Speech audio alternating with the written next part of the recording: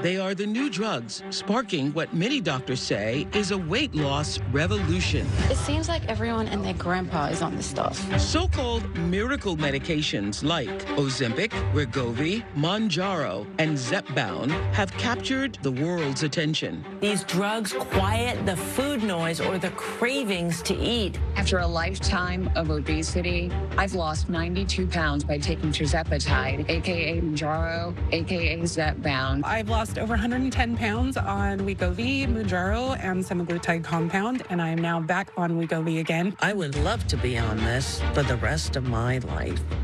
And yet, some say it's not an easy road. I have diarrhea, sulfur burps, and nausea. I lost 6 pounds, but that was probably because of the vomiting. Hair loss is no joke. There are strong emotions, opinions, and judgments on all sides. Obesity is genetic, and there is nothing you can do about it. That's what some people will have you believe. But that is a bold-faced lie. This video is for all of you fat shamers. This video is for all you people that don't know at all, do not have a concept of what it's like to be in a bigger body your entire life. Did she use Ozempic? What do you guys think? What housewife isn't on Ozempic? Not one. When I look around this room, I can't help but wonder, is Ozempic right for me? Is being overweight a lack of willpower, or is obesity a medically treatable disease? Are these new drugs a miracle cure? Are they safe? I have been a food addict for my entire adult life. It literally gives you your life back because it gives you your freaking brain back. Hi, everybody. I wanted to do this special for the more than 100 million people in the United States and the over 1 billion people around the world who are living with obesity. Maybe that's you, or maybe it's somebody you love, and I do thank you all for joining us here. In my lifetime, I never dreamed that we would be talking about medicines that are providing hope for people like me who have struggled for years with being overweight or with obesity.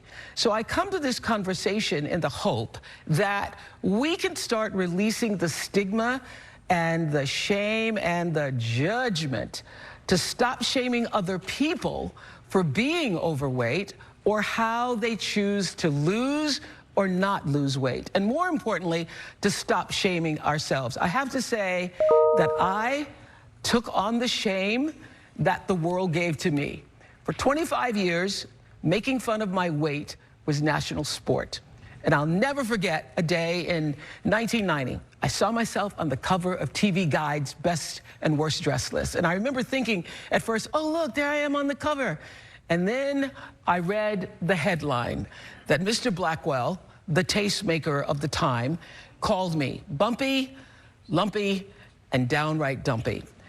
I was ridiculed on every late-night talk show for 25 years and tabloid covers for 25 years. Here are just a few of the thousands of headlines written about me. Oprah, fatter than ever. Oprah hits 246 pounds. Final showdown with Stedman sends her into feeding frenzy. Oprah warned, diet or die. So, in an effort to combat all the shame, I starved myself for nearly 5 months and then wheeled out that wagon of fat that the internet will never let me forget. And after losing 67 pounds on a liquid diet, the next day, y'all, the very next day, I started to gain it back. Feeling the shame of fighting a losing battle with weight is a story all too familiar, I know, for many of you, and also for my first guest. I want you to meet Amy. I lost 160 pounds, and I posted a before and after photo on TikTok. And people seem to have connected with it. You would not recognize the person I am now to the person I was a year ago. Now my life is completely transformed. Love you. Love, Mom. We live in Naperville, a suburb of Chicago. It's a great place to raise a family. So this is Mounjaro. It is a weekly injection. You'll see the medication going into your body, and you'll hear 2 clicks, and then I wait 10 seconds for it to make sure that all the medication went in. With a drastic amount of weight loss, there is bound to be loose skin. I used to be really embarrassed by it, but honestly, it's like a badge of honor for me.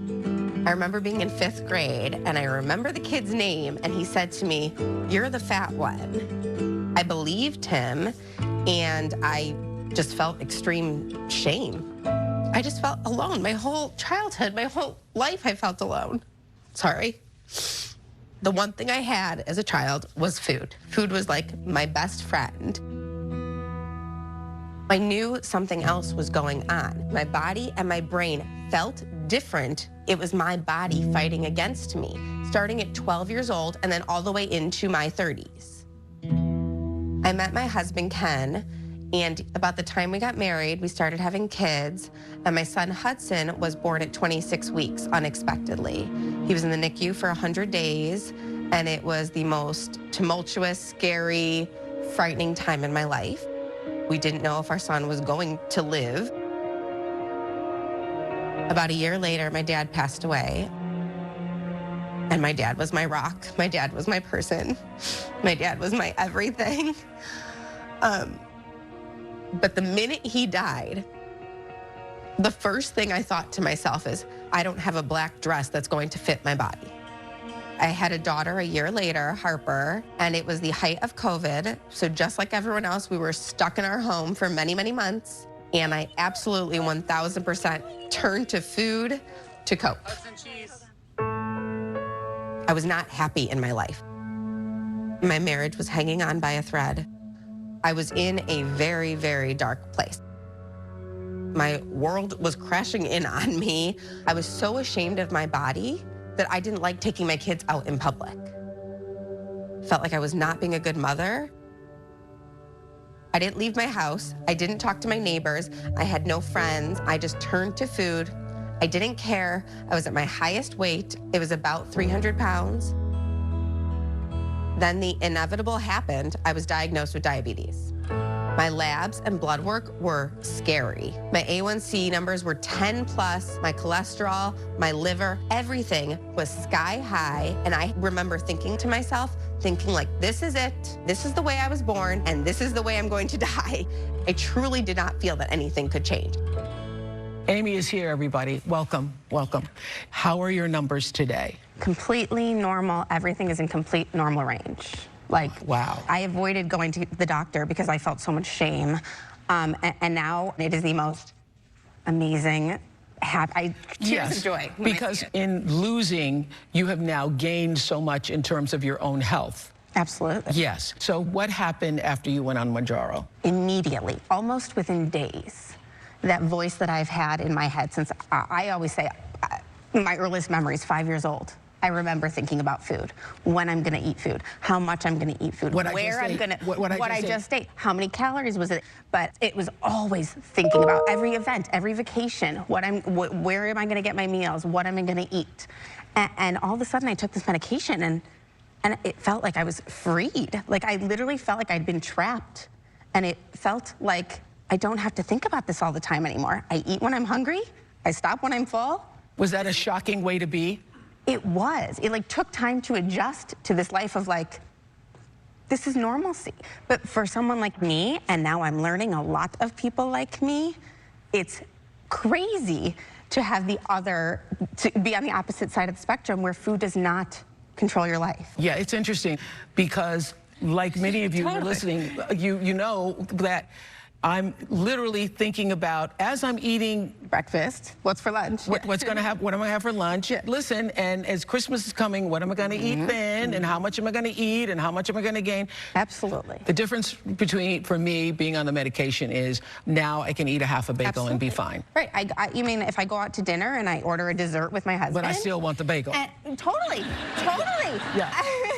Not like I don't want the bagel. Exactly. I just want less of the bagel. Less of the, and I think there's such a misconception around these medications that it makes you not want the bagel. Yes. Okay, so it's one of the last acceptable biases. First of all, what is the difference you feel in how people treat you in a smaller body versus being in a bigger body? I am treated like a completely different human being. And now that I'm in a smaller body, I mean, people are friendlier, and this is the part that I struggle with, is that I find that people are nicer to my children when I'm out with my children, right? I feel that it's just like, in general, but it's better treatment for all of us. Yeah. Especially if you go in a clothing store. Oh, absolutely. Oh, please, yes. And the interesting thing is I went into a store the other day. I took some clothes. I went into the dressing room, and I tried on the pair of jeans, and they fit. They looked all right, I thought. But I had an emotional response to it. Like, I started to cry because it was like I felt bad for the old version of me, right? That wouldn't have been able to just go try on some jeans at a store. Yeah. So how do you handle all the judgment now? The fact that you've lost the weight, because you get a lot of nasty comments. You know, I understand that there is a major lack of education around all of this. I mean, there's so much ignorance. There's this idea that you just don't eat and you'll lose weight. And that fat is a personal choice. It is a personal choice, and you just don't eat. You go to the gym, and you'll be good. And you know what? What we're going to learn here is that is true for some people. That is true for some people, but not for people like you. Absolutely. And also for myself. I thank you so much. Have you released the shame for yourself completely? Yes, there are so many people like me that if you had told me when I was a little girl that I would be sitting here talking about those noises in my head, I would have told you were crazy. I'm not going to talk to anyone about that. And there's this whole world of us that get it. So that helps me reduce the shame. You know what I get? This is what I got for the first time after I, took the medication. All these years, I thought all of the people who never had to diet were just using their willpower, and they were, for some reason, stronger than me. And now I realize, y'all wasn't even thinking about the food. It's not that you had the willpower, you weren't thinking about, you weren't obsessing about it. That is the big thing I learned. Yeah. Thank you so much. Thank you. Thank you. Amy from Naperville, thank you so much. Next, leading medical experts answer questions I know that many people want to know. We'll be right back. So by the time Maggie was 11 years old, she was actually nearing 300 pounds. The American Medical Association designated obesity as a chronic disease over 10 years ago. So we went to the renowned Cleveland Clinic in Ohio to further understand why. Hey, how are you? Nice to see you. Dr. W. Scott Butch has been studying the disease of obesity for nearly 2 decades. For 6 years, he has been the director of obesity medicine in the Bariatric and Metabolic Institute at Cleveland Clinic.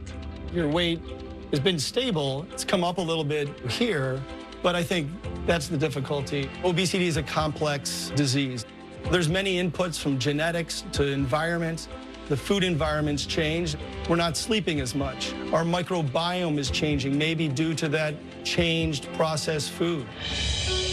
What we've learned through science is that the brain controls our body fat and our food intake and our metabolism. So it regulates how much body fat we have in our body and how big those fat cells are. Obesity is a dysfunction of that regulatory system that's supposed to control our body fat in a specific range. So when you lose weight, your body will intentionally slow your metabolism down. It'll intentionally make you more hungry, all in an attempt to get back to where it used to be. The body is built to maintain our weight, our adipose tissue, our body fat. And some people are more prone to holding on to their fat. They have a higher weight set point. So people who are dieting are basically trying to restrict their caloric intake, because that's what we've been told. Almost trying to hold their breath underwater. And what do we see when that happens? We have to come up for air. Our body is going to make us unable to continue to lose weight, and we will naturally go back to where we previously were. Dr. Butch, I'm so glad you're here because there's so much misinformation out there. Thank you. I love that metaphor of holding your breath underwater.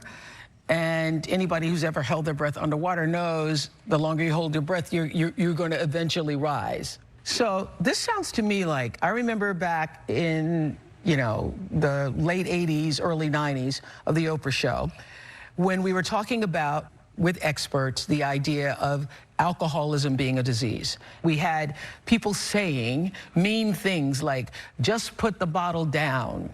There's no such thing as alcoholism being a disease. Now, of course, we know differently. Alcoholism is a disease for many people. It is not a disease for everybody who drinks too much. And so I see this as the same, that many people have the disease of obesity. Everybody who is overweight does not have the disease of obesity. But if you have the disease of obesity, you're always going to go back to that set point. If you don't have it, then you can diet, lose weight, exercise, all of the things that we've heard over the years. Am I on the right track here? Absolutely. Are you all following this? Because if you all are tracking, it means the rest of the world will track. But there's a spectrum of obesity as well. It's not one disease.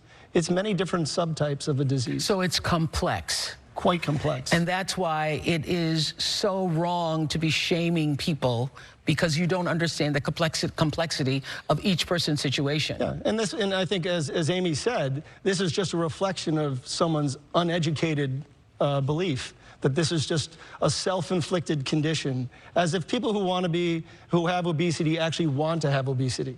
It's looked at, these are weaker people who have no willpower, who can't cut it. That's right. And people who are thin can cut it. So let's talk about willpower. It's not a matter of willpower, because as we just learned, people who perhaps are thin might never think about food the way people who have obesity. Okay, we visited Cedars-Sinai Medical Center, ranked among the top hospitals in the United States, to ask how these medications actually work. Watch this. Dr. Amanda Velasquez is an assistant professor of medicine and surgery and the director of obesity medicine at the Center for Weight Management and Metabolic Health at Cedars-Sinai Medical Center in Los Angeles. There's 7 medications that are FDA approved for weight management currently to treat individuals with obesity. There's the newer agents like GLP-1s. These medications are a new era for the treatment of obesity. GLP-1 stands for glucagon-like peptide hormone. It is a hormone that every human has in their body, and it's produced by our gastrointestinal tract. The hormone is working to communicate with our brain, our gut, and other parts of the human body that are important organs in weight regulation, like the pancreas and fat cells. When someone takes a GLP-1 receptor agonist or a GLP-1 medication, it is essentially copying what our normal GLP-1 hormone does in our body, but doing it a little bit better. What that means is it's working on the brain to help with reducing food noise. It's working directly on the gut to slow the digestion so that you're going to be noticing that you're feeling satiety faster. Because right now we know from the science that individuals living with obesity, their GLP-1 is not working the way it should. And so now we're enhancing that by taking a medication. And so it allows for it to basically do the lock and key situation where you have a hormone that is the key and the receptor, which is the lock, and allowing it to bind to different organs to reprogram it, essentially. We're seeing double the amount of weight loss you can achieve with this class of medications compared to what we've had in our toolbox for the last several decades, in combination, of course, with a healthy lifestyle. Dr. Velasquez is here. Were you all surprised in your practices when people started losing weight? Yeah, I mean, I think we've already been using other medications for the last 10, 20 years, but these were just a little bit more effective. I mean, we hadn't seen a 10, 20 years for diabetes. For obesity. You know, where was I when this was? where was the announcement? You know, and I think, you know, I go to the Cleveland Clinic. Nobody told me. Oh, so you've been doing this for 20 years? 18 or so. Yeah, it wasn't mainstream then. We didn't have TikTok. That was our problem. Okay. All right. I would have to say that I felt exactly what Amy described here. I'm not constantly thinking about what the next meal is going to be. I use it as a tool, also combined with hiking 3 to 5 miles a day, or running, because I have found that in order to balance everything, so it's not just one thing, it's multiple things for me. It's also weight resistance training and all the things that go along with eating a healthy diet. Yeah, a multi-pronged approach is the way it Yes. has to be. And I think a lot of times people think I can just pick up this medication, take it without any other counseling. And the key is that you're working with a healthcare team that's multidisciplinary. They're coming at it from all different angles. The same way we would treat cancer. You wouldn't just go in and grab some chemo. And do you have to be on it for the rest of your life? Yeah, the data would support that. I mean, we have good trials showing that when these patients stop the medication, the disease comes back. Both of you are consultants to the drug companies. What does that mean? What that means is that they're looking for our expert opinion to be able to deliver high quality care to patients.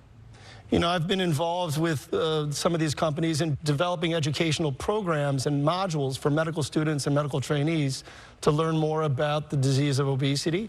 I'm also running clinical trials with future medications. Okay, so the obesity epidemic among children shows no signs of slowing, which raises a controversial question.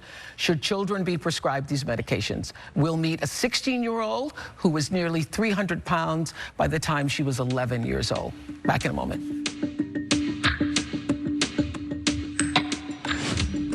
I took her to obesity clinics. I took her to camps. It was always eat less, exercise more, calories in, calories out. If you're fat, you're lazy. Last year, for the first time, the American Academy of Pediatrics recommended the use of weight loss medications for children ages 12 years or older for the treatment of obesity, along with healthy eating and exercise. So I recently read a compelling article in The Cut by writer Lisa Miller about a mother and father faced with an agonizing decision for their daughter. So a few weeks ago, we traveled to Missouri to meet the Irvie family. We live in Marceline, Missouri, which is a small farming community, middle America. I'm a trained conductor, and Erica works at Marceline High School as a Spanish teacher. Our son, Brody, and our daughter, Maggie, are very close in age, 14 months apart. Maggie was always a really good eater, even as a baby. We would eat dinner a lot with Papa and Nanny, and my father-in-law at one point giggled and said, "Look at that. She doesn't have a tooth in her head, and she's already eaten a whole pork steak." And I remember thinking as a mother that something wasn't right with that. That was too much food for a child of her age. I remember as a kid, I used to eat lots and lots. I genuinely never knew what it was like to be full, because my brain always told me I'm hungry, and I just couldn't stop eating. It became increasingly difficult to find clothes that would fit Maggie. We had to start buying adult sizes and have them altered. One time I even had a custom-made dress for her so that she could be a Disney princess. So by the time Maggie was 11 years old, she was actually nearing 300 pounds. I enrolled her in every sport she ever wanted to play. I took her to obesity clinics. I took her to camps. It was always eat less, exercise more. Calories in, calories out. If you're fat, you're lazy. None of those things were true for my daughter. It was Maggie's pediatrician that brought it to our attention. He believed it was a genetic ties and that she needed extra help, and it was a severe case. Maggie was 13 years old in 8th grade when she had bariatric surgery.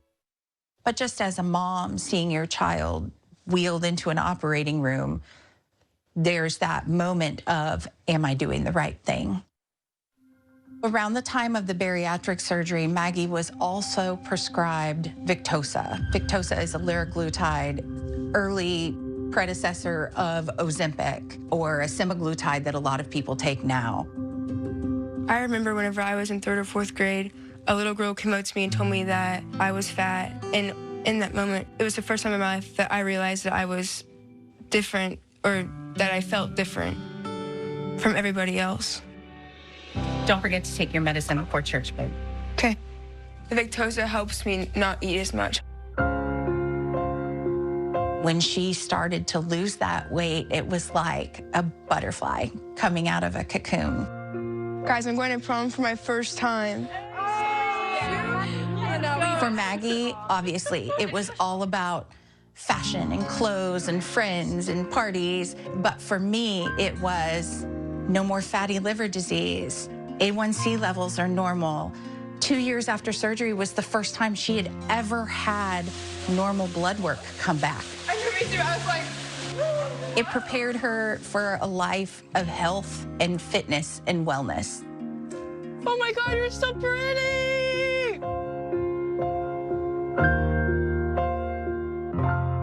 So Maggie is now a sophomore in high school and recently got her driver's license. She's lost 108 pounds. Say hello to Erica and Maggie. Thank you for being here. Thank you for having us. You're taking Victoza because it's cleared for adolescents, correct? Because Mounjaro and Zepbound are not approved for adolescents. Maggie's parents pay out of pocket for Maggie's Victoza. Well, thank you for being brave enough to come on here and talk about this on national primetime television, Maggie. I read that cut article that Lisa Miller did, and I know what I've lived with my life being publicly shamed. I can't imagine what it has been like for you.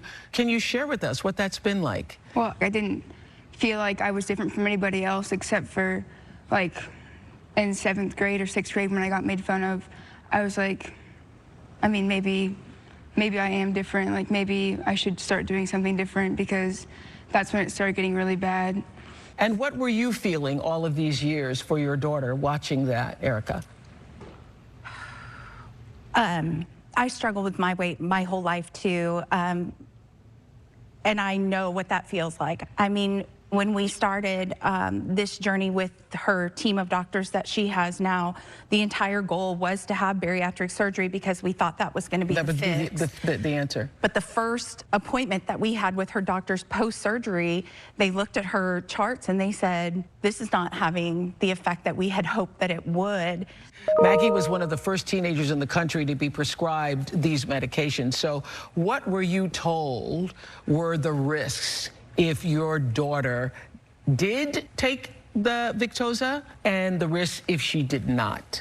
Well, the risk, obviously, of not taking the medicine and not trying to find another solution for her obesity was that she would become diabetic.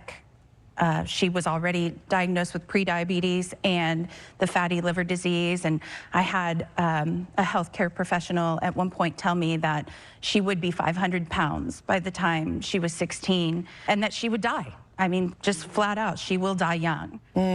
So you're taking the Victoza, but you really want to be taking one of the other medications. But those other medications have not been... They're not covered by insurance, and we cannot afford them. Okay, I know that there are many people who are watching who think putting a minor on medications for weight loss is unthinkable or too risky.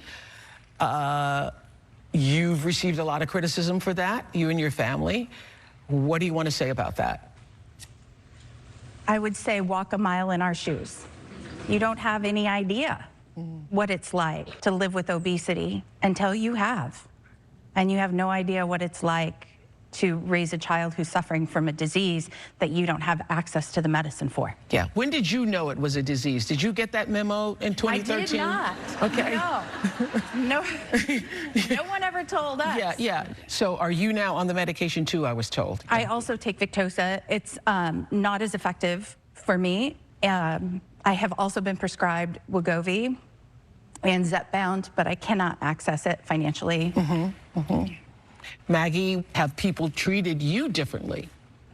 People have for sure treated me differently. Like before, I mean, I feel more noticed, if that makes, like I feel more noticed, and before I wouldn't have tried out on the cheer team. And I tried out for cheer just a week ago, and I made the squad again. Oh, good for you, good for you. And you're going to the prom. I know. Going to the prom. We hope you have a great time at the prom. That's wonderful. Thank you, Erica and Maggie, and the whole family, Irby family. Thank you so much for letting us come to your home. Thank you. Thank you. Next, I invited the CEO of Weight Watchers to join this conversation. We'll be right back.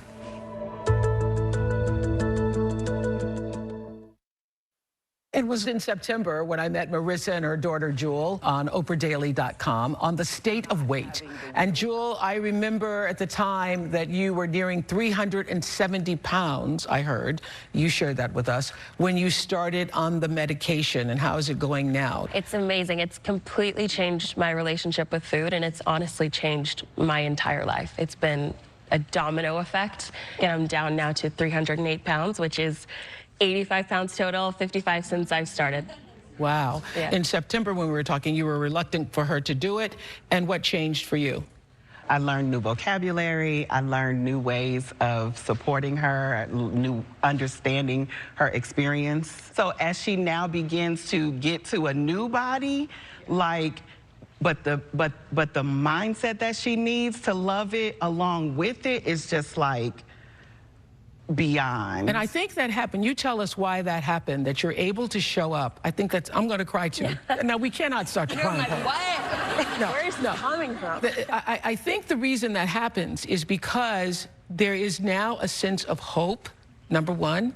And number two, you no longer blame yourself. Yeah. Because when I tell you how many times I have blamed myself, because you think I'm smart enough to figure this out, and then to hear all along, it's you fighting your brain. That guilt that you feel where you blame yourself, it's twofold when you're the mom. And that's why when you said knowing the right way to support your child hit my heart, because there are people who criticize what we have done for our daughter, because I had to weigh that, like, how do I treat her to love herself exactly as she is right now and still support her desire to be in a different body? That's wonderful. Okay, so I recently made the decision to not continue serving on the board of Weight Watchers. And I made that decision because I wanted no perceived conflict of interest for this special. And I also donated all of my shares in Weight Watchers to the Smithsonian National Museum of African American History and Culture so that I could have a conversation with you, Seema Sistani, the CEO of Weight Watchers. And I'm glad you're here because I joined Weight Watchers and joined the board back in 2015. And at the time, I was really very excited. I was excited about I was counting those points and I said, this is it, this is it. This is it, and I did.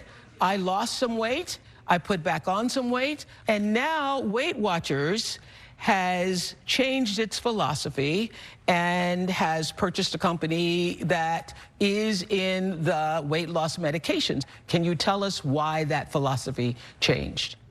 We are the most clinically tested, evidence-based, science-backed behavior change program, but we were missing the third prong, which was biology. There could be somebody who needs medications because they have that biological underpinning, and therefore what is so important is for us to provide that care and also to help people release the shame.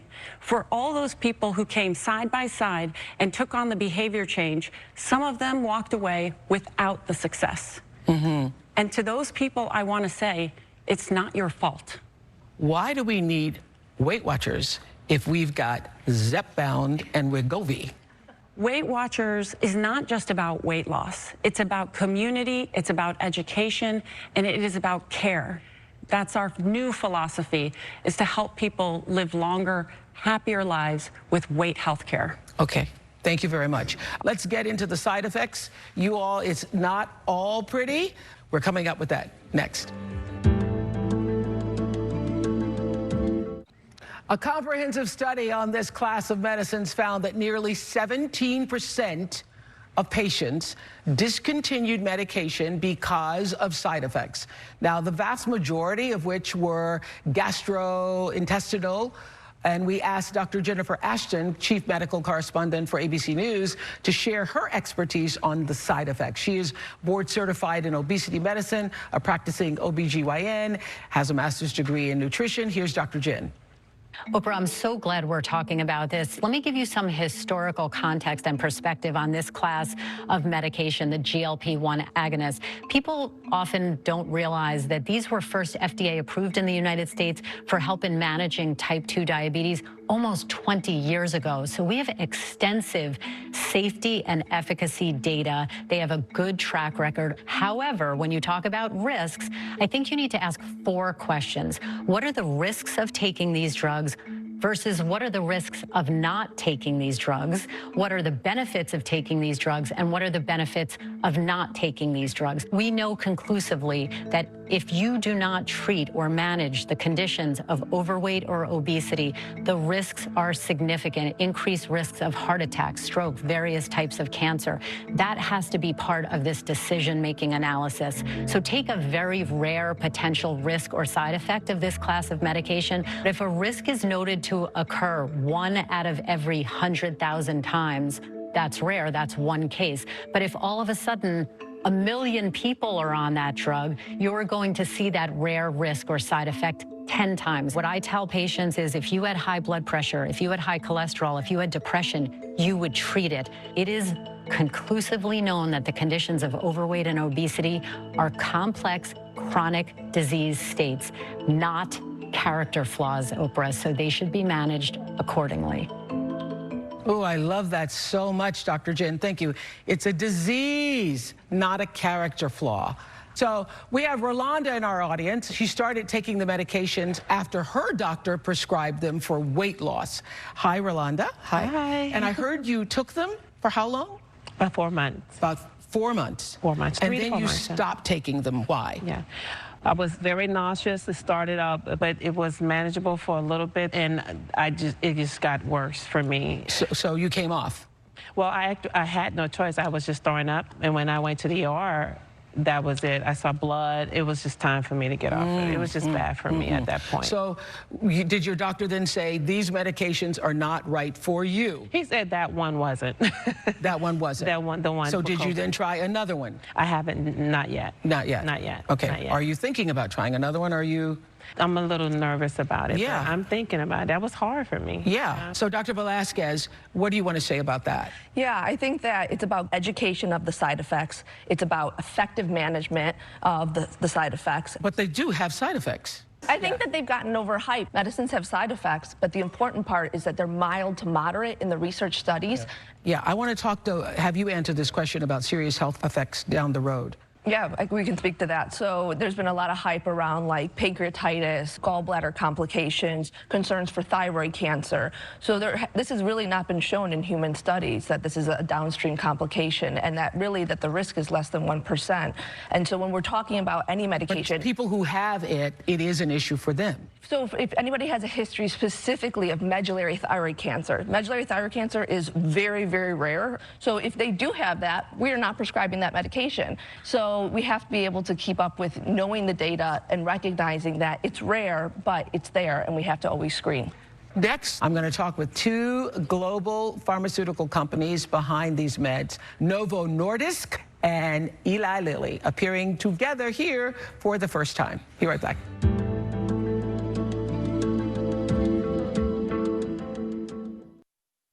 We know how many ramifications, health problems you have if you have severe obesity. Why wouldn't your insurance company want to cover that? Think about this. If you don't believe that obesity is a disease and you're running a policy plan, what are you going to convince your members who are making those decisions? You're going to say, why should we bother giving a drug to somebody who should just eat less? Okay.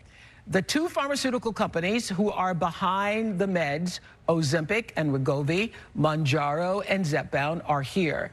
Nigel Morris is a senior vice president for Novo Nordisk, the Danish company behind Ozempic and Wegovy.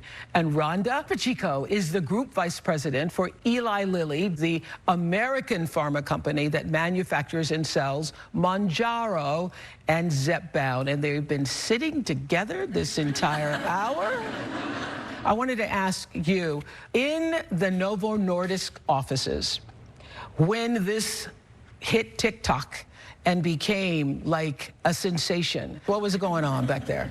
It was actually over 2 decades ago that Novo Nordisk made a stand that obesity is a disease and that the shame that society heaps on people who are dealing with excess weight and obesity needs to stop. And both of those things were equally important, and I'll say it over and over again, as someone who still, myself, struggles with excess weight and obesity, I have to remind myself constantly, this is not a personal failing. Yes. Even surrounded by all this education and data and doing what I do for a living. And so, can you both talk about access? First of all, running out of the drugs, I guess that's because the demand was so high, correct? Unprecedented demand. I think people are getting the memo like you're talking about, and people are really understanding that this is a disease, and they're seeing treatments that are showing this efficacy. And so they're going out and they're speaking to their physicians. And so it is unprecedented. It's also very... And there are a lot of physicians who are not informed about it. Correct. Yes. Correct. So the job's not done. And now, after a show like this, you're going to have people debating it all over the place and people... But it's a healthy discourse, right? And I think that that's important to have that discussion. So access is complex, just like the disease itself is complex. Obesity medications are not covered to the same extent, and that's why that out-of-pocket cost is what it is. When you look at obesity, that it's nowhere near the coverage that we need. Well, I thank you both for being here. The first time in 100 years this has happened. And I hope that this has been an eye-opening conversation for everybody. I hope it has. For people who feel happy and healthy and celebrating life in a bigger body and don't want the medications, I say, bless you. And for all the people who believe diet and exercise is the best and only way to lose excess weight, bless you too, if that works for you. And for the people who think that this could be the relief and support and freedom, as you said earlier, that you've been looking for your whole life, bless you, because there is space for all points of view. And if you want to know more about how the weight loss meds are impacting everything from our relationships to our culture and our future, join me over at oprahdaily.com. We're talking a lot about this. I want to say thank you to all of my guests for your courage and for your candor. And the most vital thing is to get trusted information. And also, let's stop the shaming and blaming. Stop the shaming and blaming. It's no place for it. Bye, everybody.